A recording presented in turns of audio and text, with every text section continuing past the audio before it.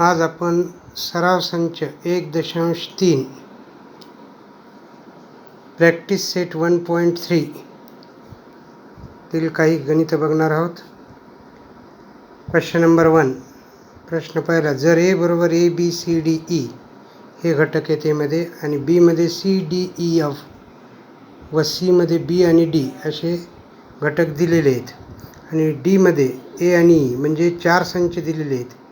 ए या संचामध्ये 5 घटक दिलेले आहेत, बी या संचामध्ये 4, सी या संचामध्ये 2 आणि डी या संचामध्ये 2 असे घटक दिलेले आहेत. तर पुढीलपैकी कोणती विधाने सत्य की असत्य ते लिहा. State which of the following statements are true or false. C is a subset of B. आता बघा, C is subset of B आहे का?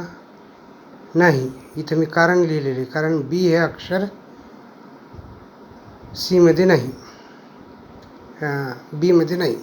बी हे अक्षर बीमध्ये नाही. जिथं फॉल्स आहे तिथं मी कारणसुद्धा लिहिलेलं आहे. ए हा डीचा उपसंच आहे का? असत्य किंवा फॉल्स. ए आणि डी बघा या ठिकाणी, तर कुठलं अक्षर नाही? डी हे अक्षर एमध्ये नाही. इथे आपण स्मॉल डी करू म्हणजे ते तुम्हाला व्यवस्थित वाटेल. Small D.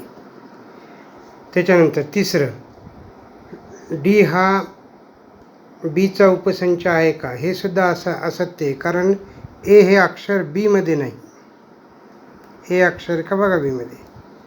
डी हा एचा उपसंच आहे का? डी हा एचा उपसंच आहे, कारण ए आणि ई हे अक्षर दोन्ही अक्षरं एमध्ये आहेत, म्हणून हे बरोबर आहे किंवा सत्य आहे. बी हा एचा उपसंच आहे का? आता हे बघा, दोन्ही हे असत्य आहे किंवा नाही, कारण एफ हे अक्षर एमध्ये नाही. करेक्ट.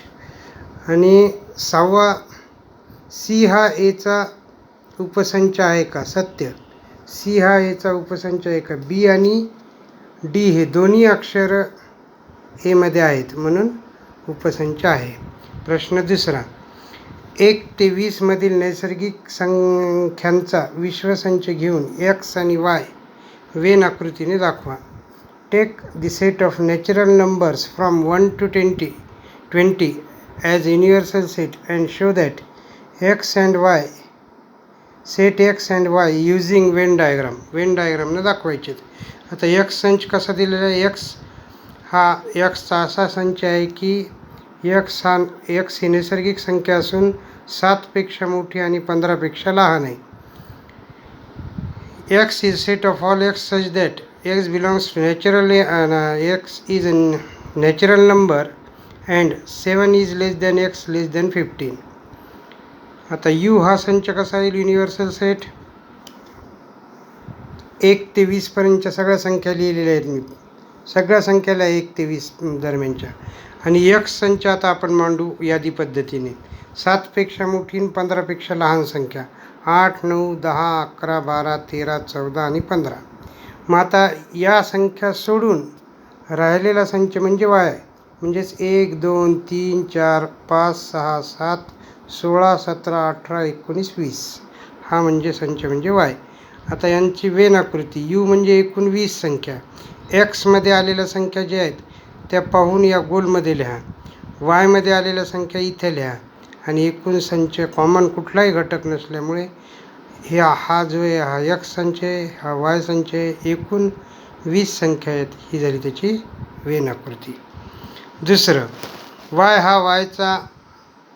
हा अशा वायचा संच आहे की वाय ही नैसर्गिक संख्या असून 1 ते 20 मधील मूळ संख्या आहे. आता वायामधील मूळ संख्या कोणत्या? 1 ते 20 मधील 2, 3, 5, 7, 11, 13, 17 आणि 19. म्हणजेच राहिलेल्या संख्या म्हणजे कोणत्या? त्या एक्समध्ये असतील. आता ही वेन आकृती. यू म्हणजे एकूण 20 संख्या. आता वायच्या संख्या लिहून टाका. वाय या संख्यात 2, 3, 5, 7, 11, 13 आणि 17 आणि राहिलेल्या संख्या एक्समध्ये येतील. 1, 4, 6, 8, 9, 10, 12, 14, 15, 16, 18 आणि 20 ही झाली त्याची वेन आकृती. त्याच्यामध्ये प्रश्न तिसरा, यू हा असा संच दिला आहे की 1 2 3 7 8 9 10 11 आणि 12, आणि पी हा संच दिलेला आहे 1 3 7 आणि 10. तर यू पी आणि पी डॅश हे वेन आकृतीने दाखवा आणि पी डॅश बरोबर पी याचा पडताळा घ्या किंवा सिद्ध करायचे. P dash equals to P. आता यू हा संच आपण लिहू, जसा वर दिलेला तसा पाहून लिहिला आपण. 1 2 3 1 2 3 7 8 9 10 11 आणि 12. पी संच काय दिला? 1 3 7 10. आता पी डॅश म्हणजे राहिलेल्या संख्या 2 8 9 11 12 या संख्या म्हणजे पी डॅश. आता हे गोलमध्ये या पी संख्या दाखवल्यात, या ज्या संख्या दाखवल्यात मी पी डॅश, एकूण संच हा यू अक्षराचा. आता पी डॅश आणि कंसाचा डॅश म्हणजेच संच पी डॅशमध्ये नसलेल्या परंतु यूमध्ये असलेल्या घटकांचा संच. म्हणजे कोणते कोणते? पी डॅश त्याला कंस करा आणि कंसाला डॅश करा. 1 3 7 10 आणि पी म्हणजे काय दिले? 1 3 7 10. म्हणून पी डॅश आणि कंसाचा डॅश बरोबर पी. म्हणजे हे दोन्ही संच सारखे आहेत. प्रश्न चौथा, जर ए बरोबर 1 3 2 7 तर ए या संचाचे कोणतेही 3 उपसंच लिहा. आता संच दिलेला आहे आपल्याला. A equals to 1 3 2 and 7. If A is equal to 1 2 3 and 7 write any 3 subsets of A. आता अनेक उपसंच होतील याचे, पण आपण 3च लिहू. पहिला लिहिला 1, दुसरा लिहिला आहे मी 2 आणि 7 आणि तिसरा लिहिला आहे 1 3 2. Which are the subsets of A. प्रश्न 5वा, पुढील संचापैकी कोणते संच दुसऱ्या संचाचा उपसंच आहेत? आता पी हा पुण्यातील रहिवाशांचा संच आहे. P is a set of all residents in Pune.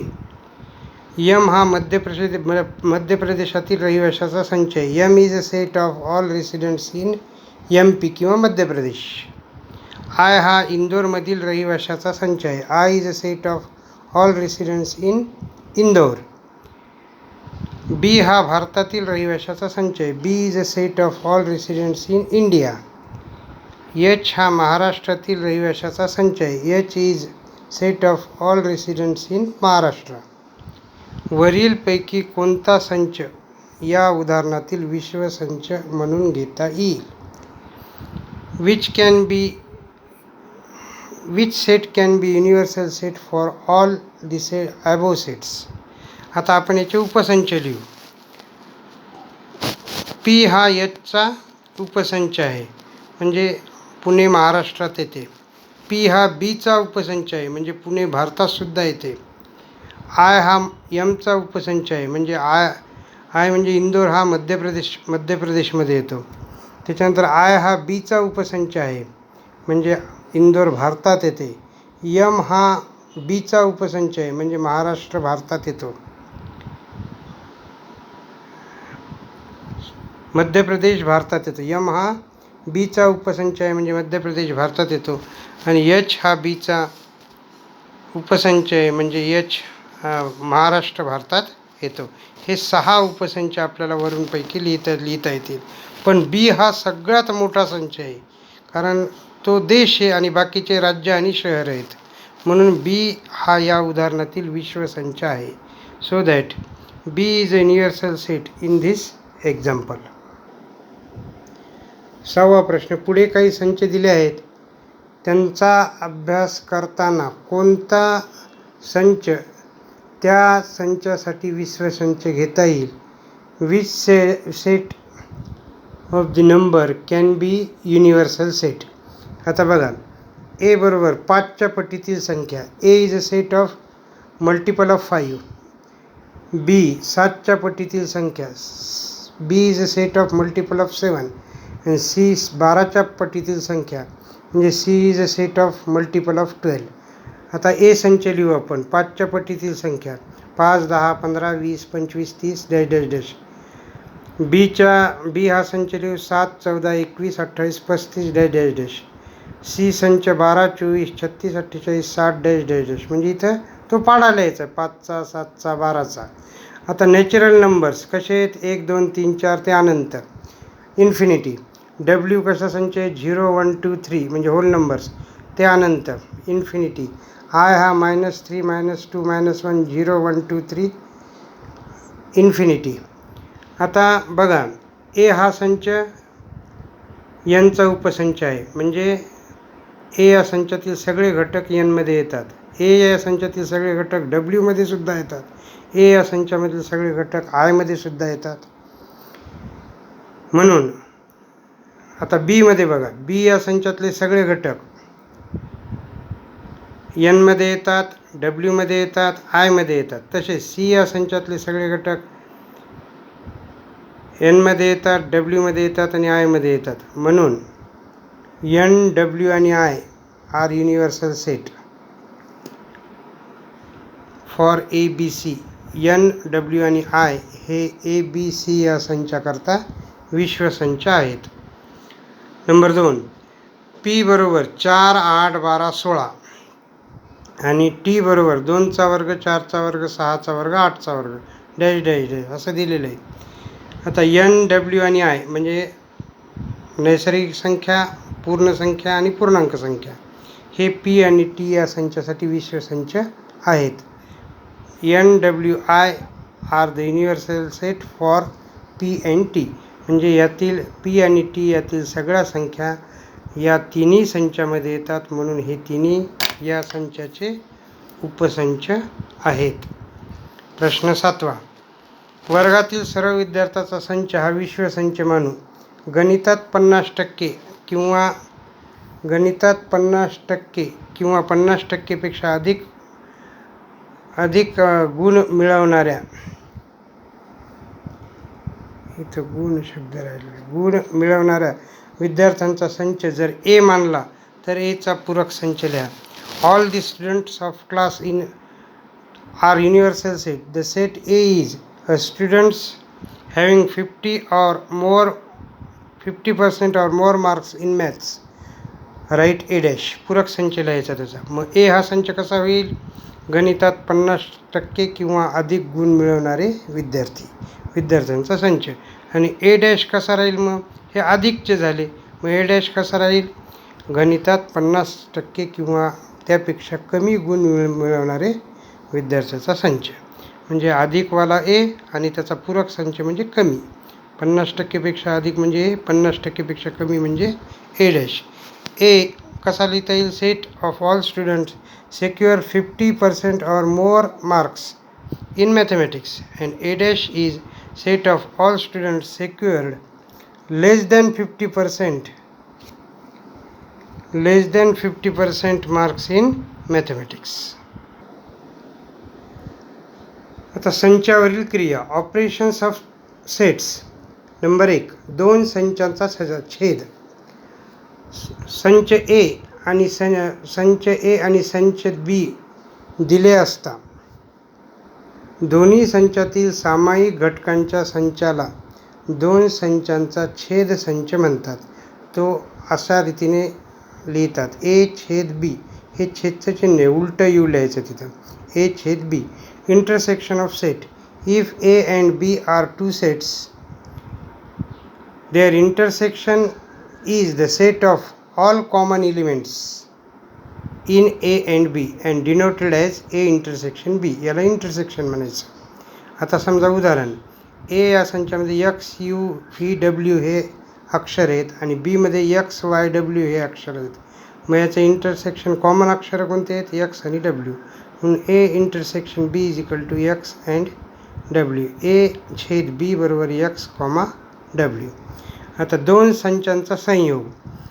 समजा ए आणि बी या 2 संच दिलेले आहेत, तर ए आणि बी या संचांचा संयोग म्हणजे संच ए व संच बी मधील एकूण सर्व घटक. याला म्हणायचं ए संयोग बी किंवा ए युनियन बी. याला यूचं चिन्ह द्यायचं. Union of 2 sets.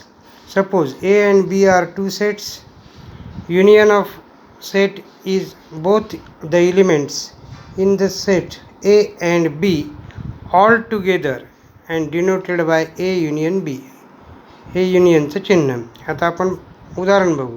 ए या संचामध्ये A B C D E हे घटक आहेत आणि बी या संचामध्ये A E I O U हे घटक आहेत. आता एकूण कसा संच लिहिता येईल? मग ए संयोग बी किंवा A union B, A B C D E हे सगळे लिहिलेत मी पाहून. आणि याच्यात ए आणि ई हे अक्षर पहिले आलेलेच आहेत म्हणून ते डबल नाही लिहायचे. मग राहिलेले अक्षर कोणते आहेत? I O U, I O U. एकही अक्षर डबल घ्यायचं नाही, फक्त सगळे अक्षर आले पाहिजे. तिसरं, विभिन्न संच. कोणत्याही दोन संचात एकही सामायिक घटक नसेल तर अशा संचांना विभिन्न संच म्हणतात किंवा असतात. असे संच विभिन्न संच असतात. आता याला disjoint set. Any two sets contains no common element is called as disjoint sets. आता समजा उदाहरण देतो. ए या संचामध्ये 1 2 3 हे घटक आहेत आणि बी या संचामध्ये 4 5 6 हे घटक आहेत. एखादा घटक कॉमन आहे का? नाही. मग या दोन्ही संचांना काय म्हणायचं? विभिन्न संच. आणि याला बरोबरच्या चिन्हामध्ये एक तिरपी रेषा दिली. ए is not equals to be किंवा ए डिसजॉईंट बी असं लिहिलं तरी चालते. संचातील घटकांची संख्या, number of elements in a set. आता हे सूत्र आहे, फॉर्म्युला. हा फॉर्म्युला आपल्याला पुढच्या अभ्यासात वापरायचा. नंबर ऑफ ए संयोग बी बरोबर नंबर ऑफ ए अधिक नंबर ऑफ बी वजा नंबर ऑफ ए छेद बी. आता इथं वाचायचं कसं? Number of A union B is equals to number of A plus number of B minus number of A intersection B. माझा हा व्हिडिओ तुम्हाला आवडल्यास लाईक करा, सबस्क्राईब करा, जेणेकरून तुम्हाला पुढचे माझे व्हिडिओचे अपडेट्स मिळत राहतील.